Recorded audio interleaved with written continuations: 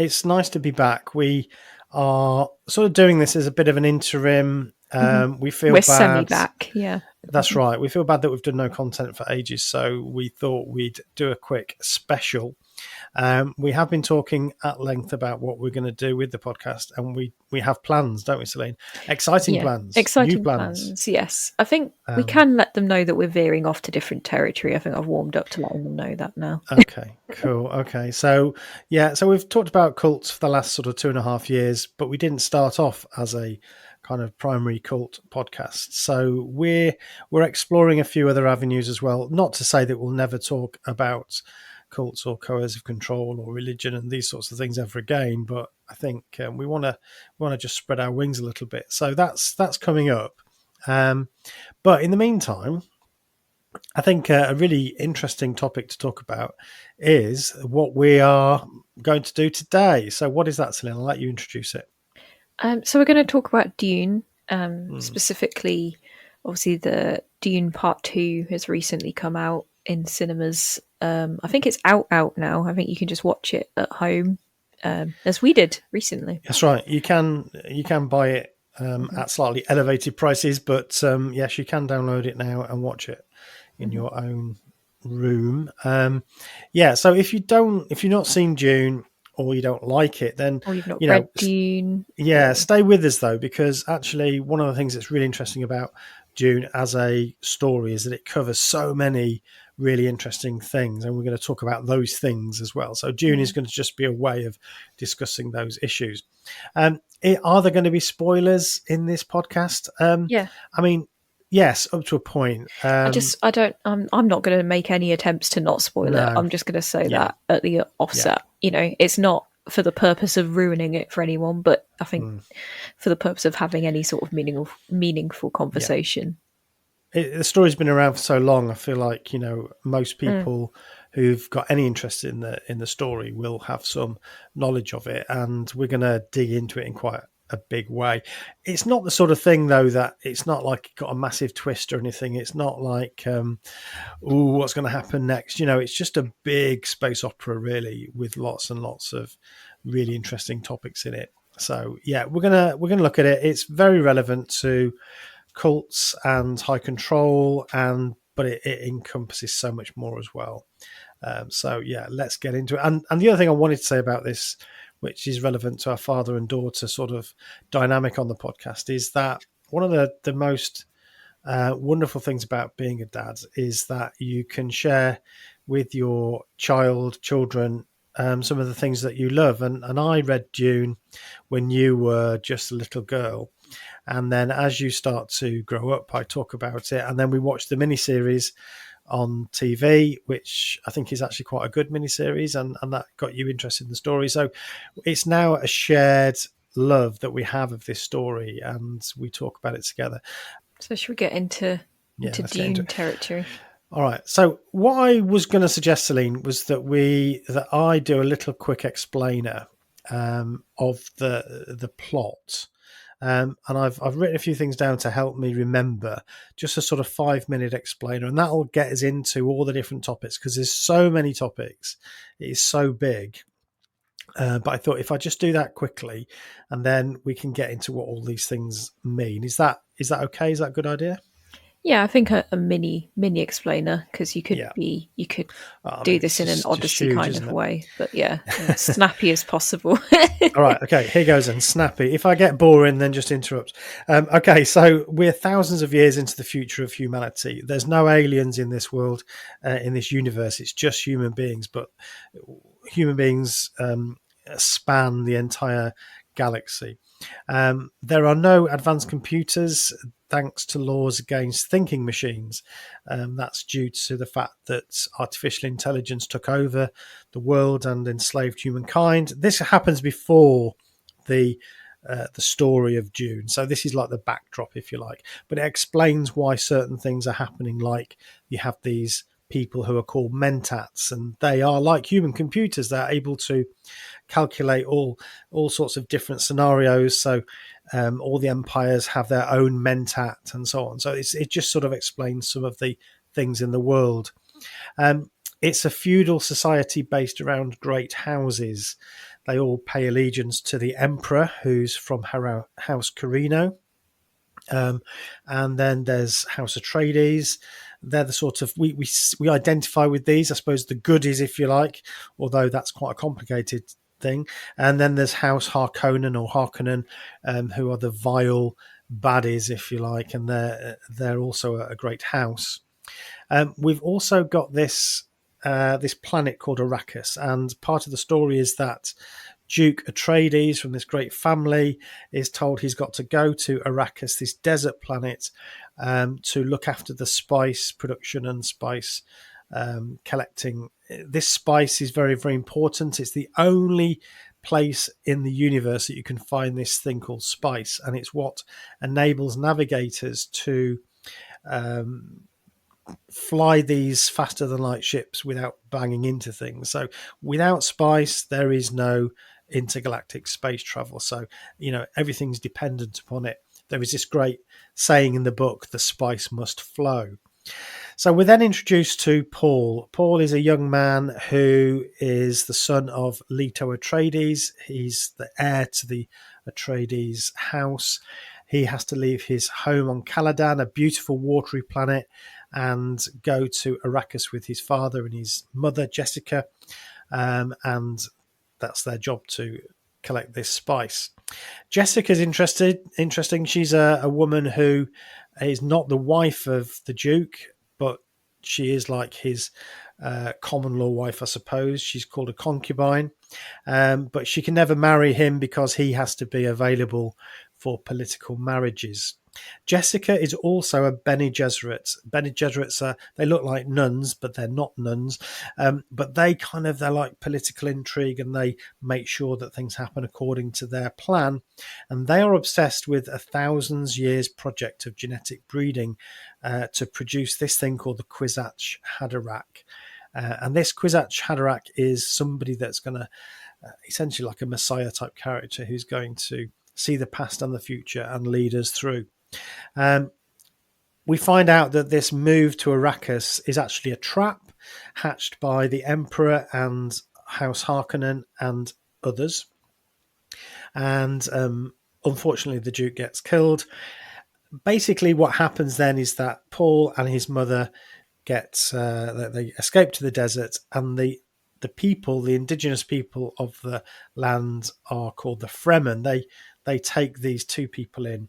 And really the story is about the journey of Paul Atreides from this slightly frightened, slightly spoilt character to, in the end, becoming a cult leader, a religious figure, and the emperor of the universe and beyond, even more significant than that. So that's the kind of scope of the books. And the movies that have recently come out, there's 2 out of the trilogy, I think, so far, have got us up to sort of that point. So, yeah, that's my quick explainer. I don't know. I'm sure I've missed quite a bit, but, that gives you the overview. Yeah. Mm-hmm. Yes. So do we just want to talk about things that we like, or, go from there? Yeah, let's talk. I can say I like the portrayal of women in this one particularly. Yeah. Okay. So so I was going to suggest we talk about some of the big issues, and I mean that is one of them, isn't it? The treatment of women. So talk about that then, Celine. Well, I suppose you've got the film. You've got the filmmaking choice, and then you've got the film world. So, or like the story world. So, if you want to talk about it in terms of in that world, women's place, like it's interesting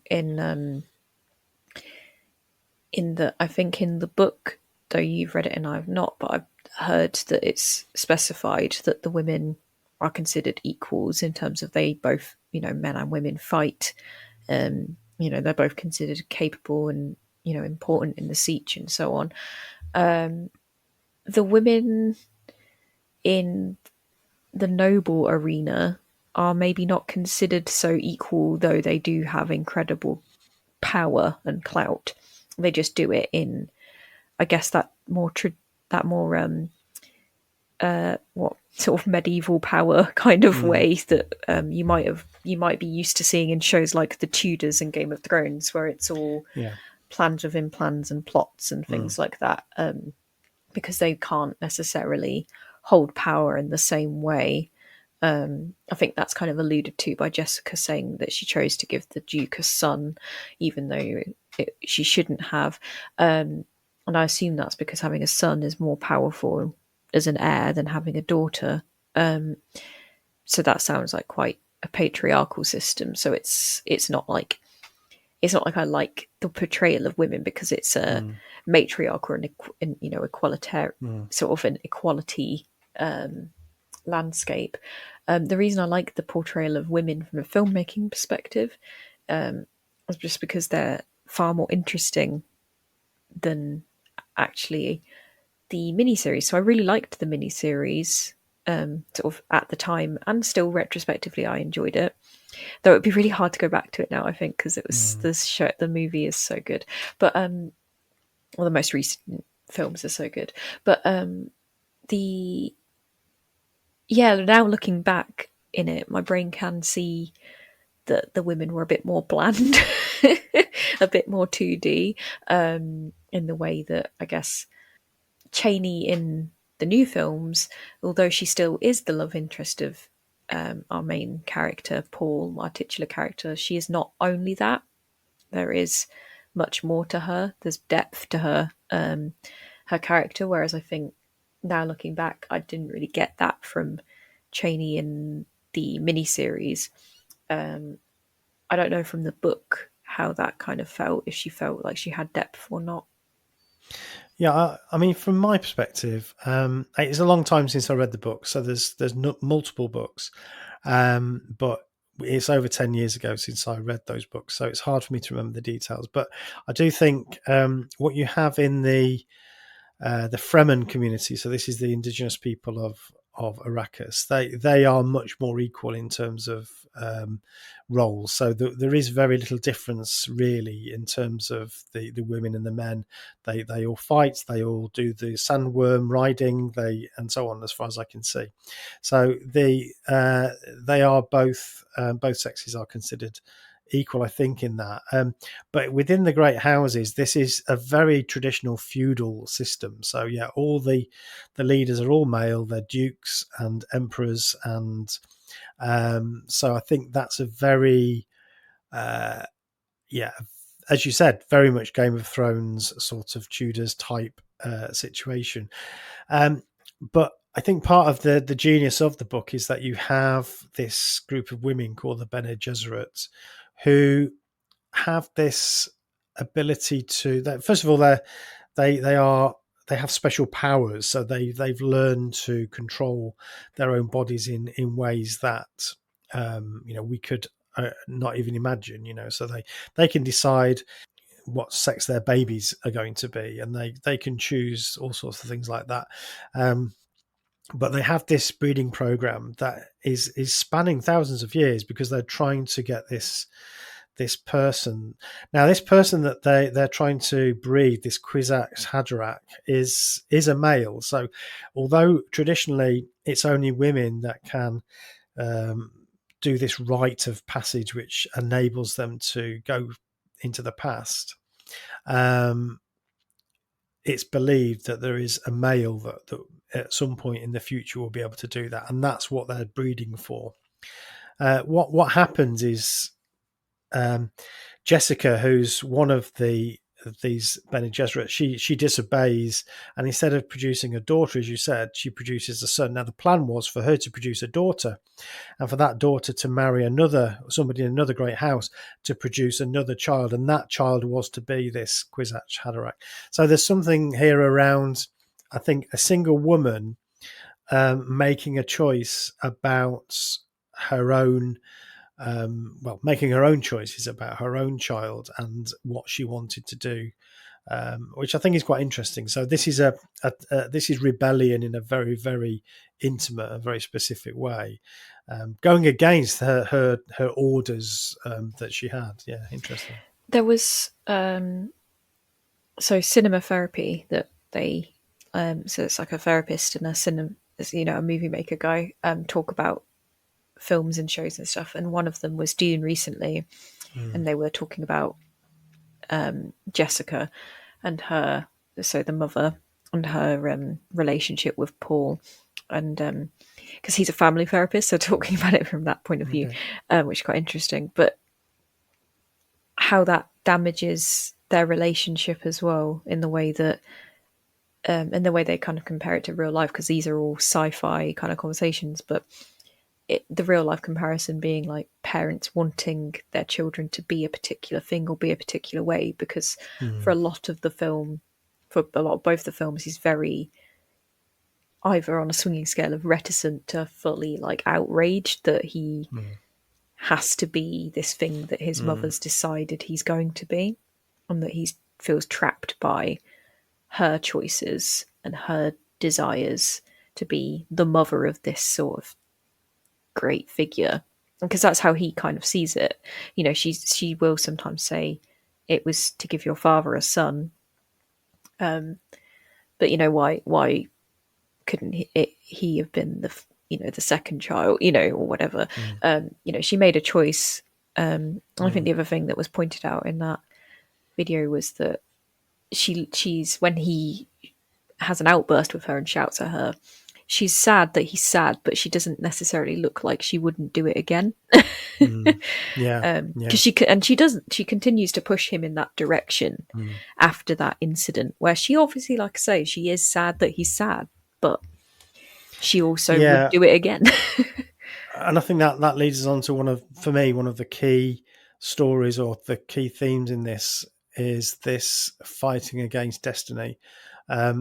So in two respects, Paul, well, in so many aspects actually, Paul Atreides, this young man, he he knows that he's going to be the duke one day of this great house. That is his destiny. He's that he's the Mhm. firstborn. That's what's going to happen. So on the one But level, he's grown up yeah, with that knowledge. but his father gives him this wonderful gift of saying, maybe you'll make your own way, which another Yeah. thing was mentioned, which was, hopefully you'll choose it, whereas his mum does not give him choices. No, that's true. That's true. So he's got this inheritance that he knows about, and then he starts to find out about this other inheritance from his mother, which is this thing that he had no idea about. That he's destined to become this Kwisatz Haderach, and that's something that he definitely resents her for that, I think. And actually what happens then, which isn't really in the movie, it may be in the third movie, but then there's a big question around. So one of the things that Paul becomes is he becomes this character called Muad'Dib, which is like a messianic character for the Fremen, but it also means that he can see the future. And one of the things that torments him over and over again, and we see a bit of it in the movie, is that he starts having these visions of what's going to happen in the future, and part of that is a holy jihad where his people are going to go throughout the universe, basically slaughtering other people and creating this huge religion that he's the head of.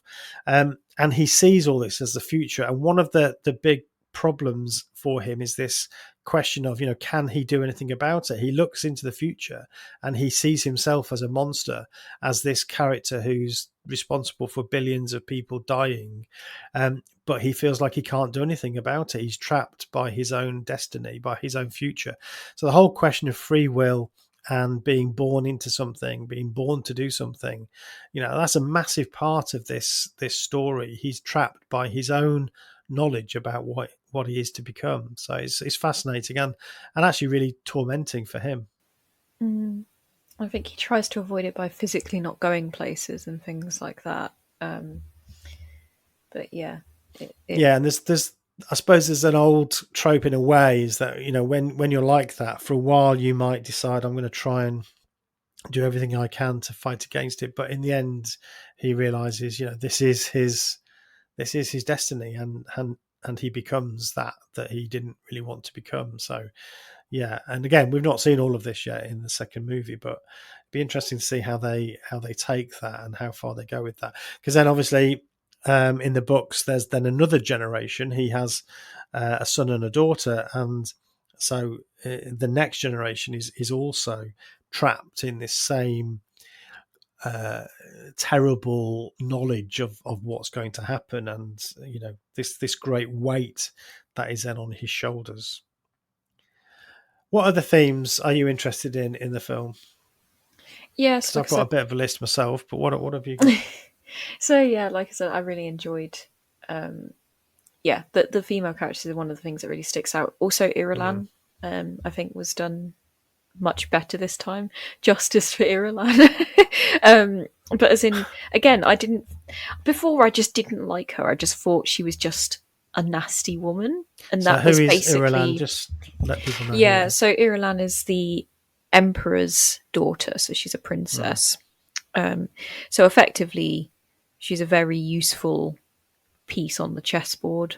Um, but and I think that's as far as it went for me when I watched the miniseries. Is she did just come across as a piece to be moved by others, whereas this time I felt like she was an active player in the game herself. Like she's still forced into things, and does thing. There are things she doesn't want to do that she ends up doing.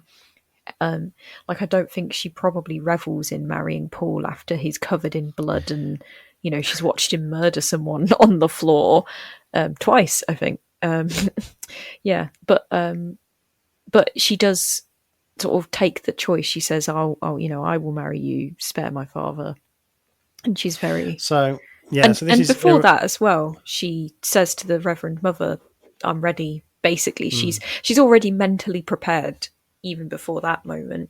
So she's another Bene Gesserit. So she's the daughter of the emperor, Mhm. but she's also a Bene Gesserit. So her first loyalty is to her order, this order of women who Yeah. are doing this breeding program. So she is actually taking her orders from the Bene Gesserit before she takes them from her father. Again, interesting.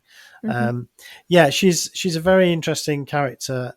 She ends up marrying Paul at the end of the second movie, which is the one that we've just seen.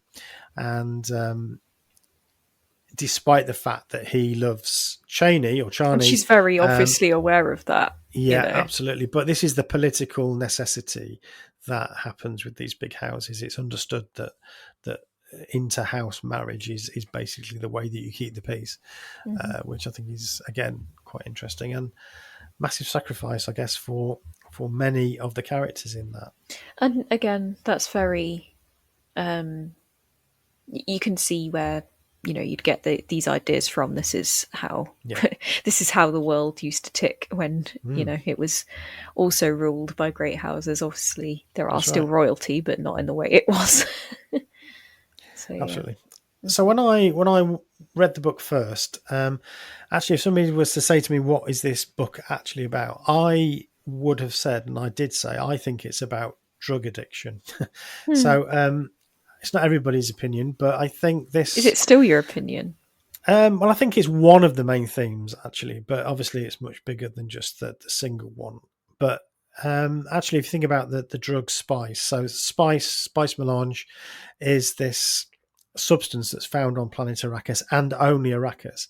They take it, they drink it, they eat it, and it is addictive, but it also changes people. So the first thing that you notice of the Fremen, the natural people that live there, is they have these blue within blue eyes, and they that's one of the first things. Now, if you take too much spice, it can drive you mad, and taking spice seems to have an effect on you. It's a bit, it's a bit like you have hallucinations and so on. Paul takes the spice in quite high quantities, and that's part of how he starts to become who he's to become. But it's not just individuals who become addicted to spice. It's that actually the universe is addicted to spice.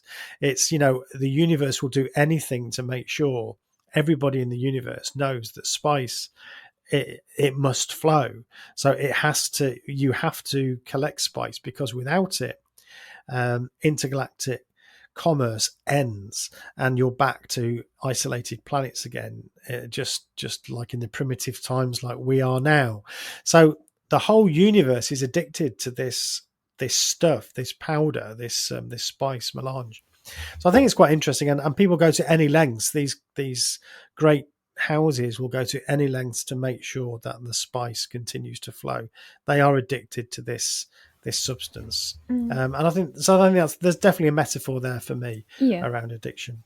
And I think it doesn't just have to be like drugs because of the obvious hallucination sort of No. thing. It's also, I think, especially now with the conversation turning to it more and more so, kind of around limited resource and climate change and things like that. You could 100% take that reading, because of the need to just keep farming spice at reckless cost. It doesn't, I mean, you could liken it to oil, couldn't you? In a way, it is it's very a bit much like like, oil. Yeah. yeah, it's very much like yeah, the fracking of Dune. Yeah. Well Yeah, before fracking was even known of, really. But yeah, it's yeah, definitely yeah. and also I think there must be a big thing about the indigenous people being Yeah. turfed out effectively. So let's talk about that, because that is one of the themes that I jotted down. What do we take from that? So that the Fremen are, I mean, nobody's indigenous in the respect that everybody's come from Earth, but we've gone back thousands of years. Yeah, So this is a long yeah, so as time. far as they're concerned, they are of Fremen, and they are part Yeah, of the landscape. and if it's not a parable to like Native America, I don't really know. Well, I mean, it is, but I think it's more blatantly, obviously, a parable around Arabia and and the Middle East. I mean, And the just like, words yeah, the themselves Western sound intervention Arabic, don't they? into, yeah, the sort of Western Yeah, intervention into things, than making yeah, it basically a nightmare. yeah. Yeah. So in the first movie, I think it's very interesting. So the guys that we consider to be the good guys, the Atreides, they come and they land on Arrakis after the Harkonnen have gone, and these huge spaceships. They're absolutely huge and masculine and impressive. They just hover there, and there's then all these armies that march out, and it's very much we are here, we are now in charge, and these are the good guys. So compared to the Harkonnen, they're absolutely, these are angels, but they're Mm. still, it's really about might, it's about power, it's about control, and Yeah. it's about all the symbols of that And as they al- land.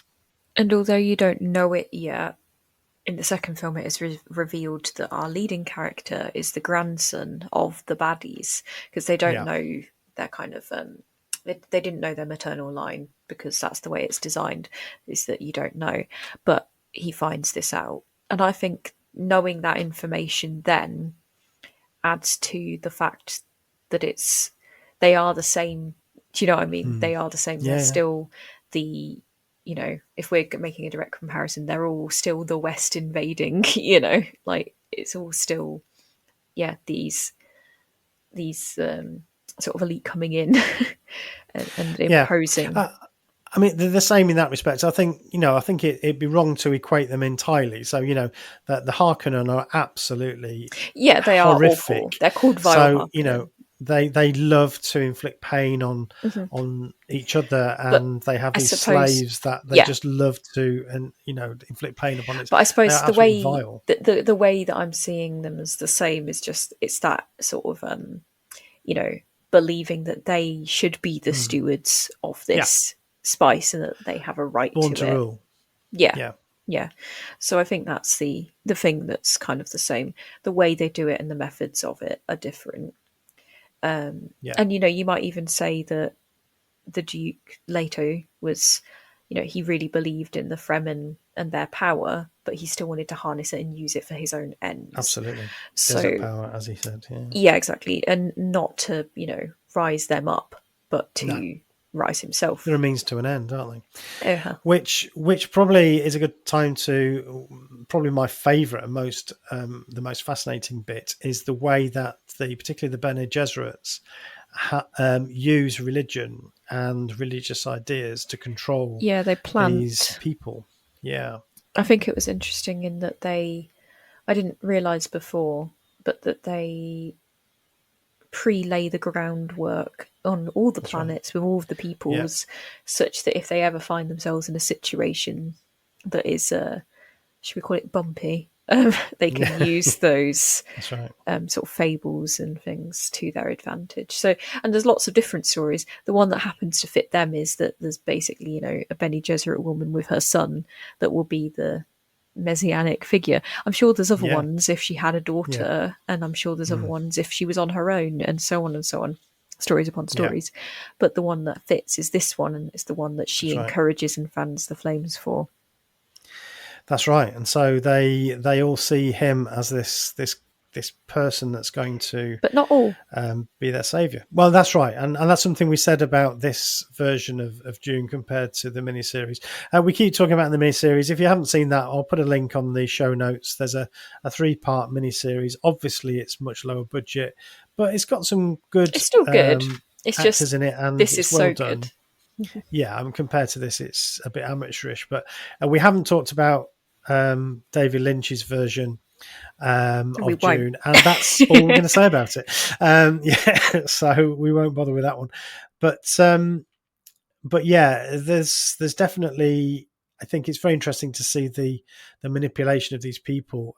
When we were watching it together, Thomas laughed about it because it reminded him of the life of Brian a bit, because he's saying, look, I don't want you to worship me. I'm not a savior. I just want to learn from you. And then of course they turn around and say, oh, that's definitely what the Messiah would say. Yeah, it doesn't Which matter. I It's thought all was very funny. self-fulfilling. That's right. Yeah. There's the way Yeah. that I guess for him, so it's all feels a self-fulfilling thing in the sense that for Yeah. Paul it feels like it's an unstoppable train, and for the people it doesn't matter. The real believers, it doesn't matter what Paul does. They just go really into it. Yeah. Yeah. But yeah, it's not just because that groundwork was laid by the Bene Gesserit, though. It's also because of these two linking themes, which is the religious work that's been done by this group, but also the mistreatment of these peoples and how Yeah. difficult their lives are, and it sets them up perfectly to want to believe in what the Bene Gesserit offer, because if he is that, it means they're about to be on top, and they have very not been on top. That's right. Yeah. Yeah. Absolutely. No, I'm glad you mentioned that. As the point that I lost my thread on was that in the miniseries, we didn't really get to see the discord within the Fremen. So not all of the Fremen buy into this. Some of them are suspicious. In fact, Cheney is a bit suspicious of her own lover, Paul. She's not sure whether he is this character, and he's ambivalent about it as Well, well. she So likes him, it's but she quite doesn't interesting. want him That's to right. be it. I think, Yeah. And also she's been wrapped into this prophecy. She's got this name that means that she's part of it. And she doesn't want to be either. She doesn't want to be part of this prophecy. She refuses to sort of take part in a ceremony, and she's forced to via the voice that makes you do things. So, she is angry about that anyway. Again, this lacking autonomy, this lacking choice. I think it's the thing that is it keeps cropping up, doesn't it? In these characters, they're all playing these roles, these parts. The Duke himself didn't really want to be the Duke, and the Jessica didn't really want to just be a concubine. She wanted to be with the man that she loved, and Paul ends up marrying a woman that he doesn't really want to marry. And so it's all these characters having to do certain things because of what they consider to be the greater good. They're all victims, although they seem to be the people moving and shaking everything. They're kind of they're Create still their own prisons. very interesting. Yeah, very interesting. So that's there's quite a few things there we've talked about. The other thing I thought was quite interesting was the ecological element of this. So Dune is this barren desert planet. There's very little water. It's so. I mean, this is how the Fremen have survived, just by learning how to save water in every single way possible. They wear these still suits where that collects their body water that they then recycle. When anybody dies, they take the water from the person. It's become synonymous with dying, is to take somebody's water. So it's an incredibly harsh environment. And they have this dream of one day turning the planet back into a green planet and having plants and living there in a way that they can't imagine now. But that is their dream.